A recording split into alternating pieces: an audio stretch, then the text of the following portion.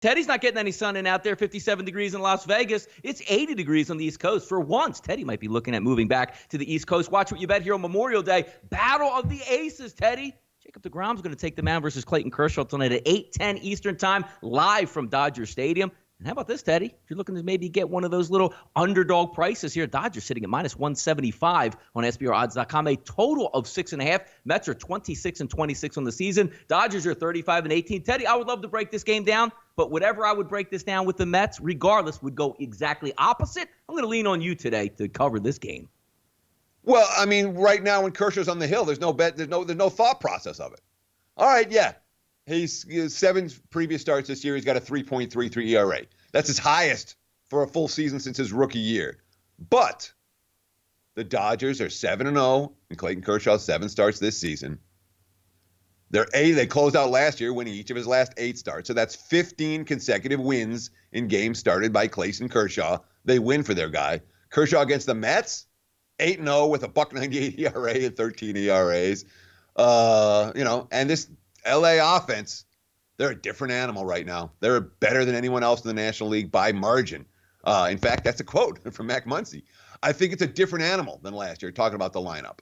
Last year, we relied pretty heavily on the home run. This year, we're able to produce runs in a different manner. That's making us a more complete team and a more dangerous team. I concur. Of course, not easy to lay this price against deGrom, who showed last time out that he was back to normal, against the Nats, 1 run, 2 hits, 6 innings, 8 strikeouts. But he's never beaten the Dodgers, 0-4 in 8 career starts against them, although it's a Mets team that got going last week after Callaway didn't get fired. They won 6 of their last 7. The strength of competition a little bit tougher this time around. You can't fade the Dodgers with Kershaw on the hill. If he loses, he loses. But when they're 15-0 in his starts, Dodgers are past for this better.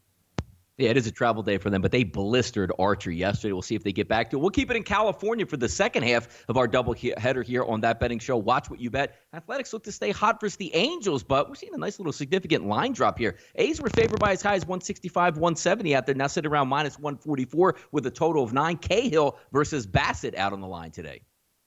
Yeah, there's some concerns about Bassett. Bassett, last 2 starts, he threw 8 innings of shutout ball against Detroit. And then last time out, couldn't get out of the 4th against Cleveland, walked 6 batters, allowed 2 home runs, and was literally in trouble every inning in that contest. The A's won both of those games, but Bassett off that last start, that was a red flag and a half, and the market's showing signs of that. And the Angels come in with some positive momentum, back-to-back rally from behind wins. They got a walk-off win on Saturday night. There became a 5-1 deficit yesterday. Positive momentum for a team that hasn't had a whole lot of positive momentum. Of course, it was supposed to be a bullpen game for the Angels, but Pena ended up pitching, who was supposed to be the starter, ended up pitching, so then Cahill gets the go. Brad Ausmus, this is a concerning quote from me. We're going to have to figure out the starting rotation moving forward a little bit, but the only thing we can control is today's game. I feel like it helped us win the game once we got the lead, which Pena did. I'm not convinced Cahill's the right answer here, and I'm surprised he's taking money against a red-hot Oakland team that has won very quietly 9 games in a row.